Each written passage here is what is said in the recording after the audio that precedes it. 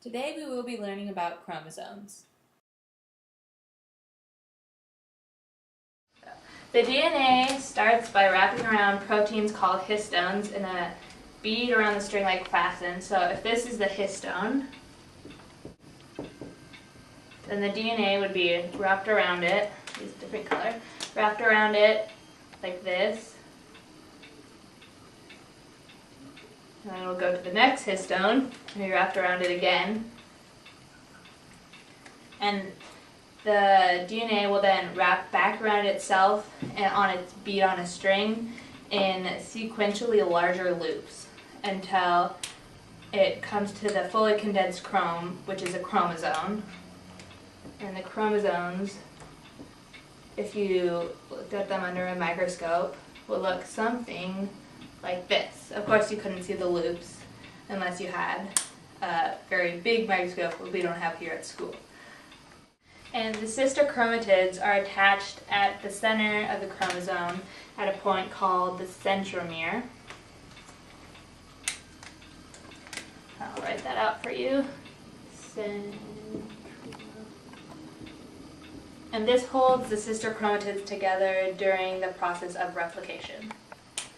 And okay, one last part about the chromosome is their telomeres, and these are the sections or region on the end of the chromosomes that scientists now think that they measure chromosome replication, and so they know they're kind of like a protection barrier for the important genetic information that is kept more near the center of the chromosome, so it doesn't get lost at the end of replication.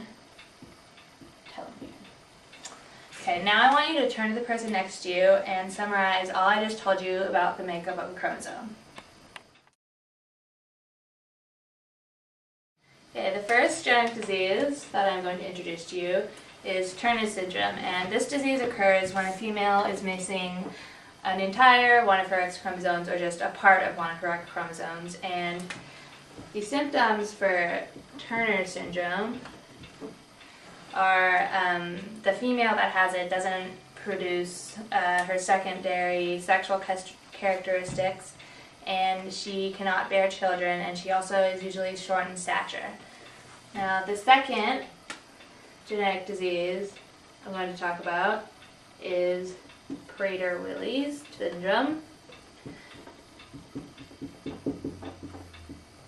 And this genetic disease is very interesting because it only occurs when you're missing part of your 15 chromosome from your father. If you're missing part of your 15 chromosome that you got from your mother, then that is an entire different genetic disease. And the symptoms of Prader-Willi is that they have an uncontrollable, insatiable urge to eat food or hunger, and they have some mental retardation. And another really common genetic disease that you have probably all heard about at one point in your lives is Down syndrome. And this occurs when you get 3 chromosome 21s, and the people who have Down syndrome have severe mental retardation, and they have a...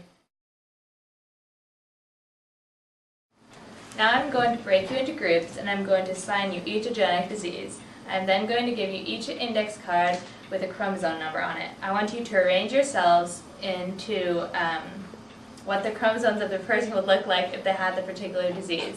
I'll give you a couple of minutes to prepare yourselves and organize yourselves, and then we are going to go around the room and have each group present out and tell us a little bit about their disease.